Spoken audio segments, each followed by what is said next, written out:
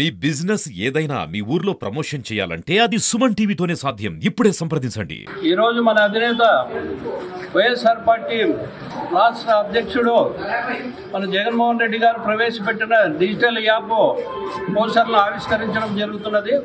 ఎందుకంటే ఈ పోస్టర్ల ముఖ్య ఉద్దేశము కూటమి ప్రభుత్వం అధికారంలోకి వచ్చిన తర్వాత 15 నెలల కాలంలో అనేక కేసులు మన కార్యకర్తల మీద బనాయించి జైళ్లకు పంపించడం జరుగుతున్నది. కూటమి ప్రభుత్వము ఏ మండలము చూసినా ఏ గ్రామాల్లో చూసినా కక్ష సాధింపు చర్యలు ఎక్కడా లేని విధంగా ఈ 15 నెలల కాలంలోనే మనం చూస్తున్నాం. ఆ ఉద్దేశంతోనే ఏ కార్యకర్త మీద అన్యాయం జరిగినా రాబోయే మన వైఎస్ఆర్ పార్టీ అధికారంలోకి వస్తుంది 2029లో. ఆ రోజు ఈ డిజిటల్ యాప్ అనేది చాలా ఉపయోగపడుతుంది. ఏ కార్యకర్తకి అన్యాయం జరిగినా మన అధ్యక్షుడు ఇక్కడ అన్యాయం చేసినోని ఈ దేశం కాక వేరే దేశంలో ఉండే కూడా పిలిపించి వాళ్ళకి 4 ఇంతల శిక్ష అనుభవించేలా చేయడమే ఈ డిజిటల్ యాప్ ముఖ్య ఉద్దేశము. అదేవిధంగా కూటమి ప్రభుత్వం అధికారంలోకి వచ్చి 15 నెలలు కావచ్చున్నా ఏ ఒక్క హామీ సూపర్ 6 హామీలు అమలు కావడం లేదు. అదే జగన్మోహన్ రెడ్డి అధికారంలో ఉండేప్పుడు నెలకు ఒక బటన్ నొక్కి ప్రజల్లోకి నిత్యము డబ్బులు వచ్చేటివి. కానీ ఇప్పుడు ఆ డబ్బులు ఎట్లాంటివో చూడడం లేదు. ఉపాధి హామీ పథకం ఎట్లాదో చూడడం లేదు. డబ్బులు ఎట్లాంటివో కనపడడం లేదు. జనాలకి చాలా అన్యాయక్రాంతంలో బతుకుతున్నారు.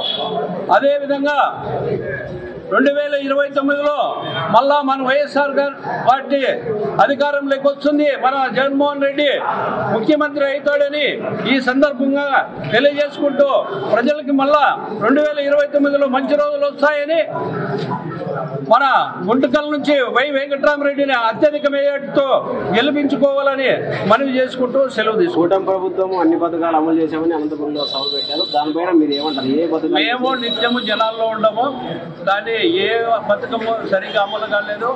గ్యాస్ ఫస్ట్లో ఏదో కొంతమందికి గ్యాస్ సిలిండర్లని ఉచిత సిలిండర్లను ఇచ్చినారు.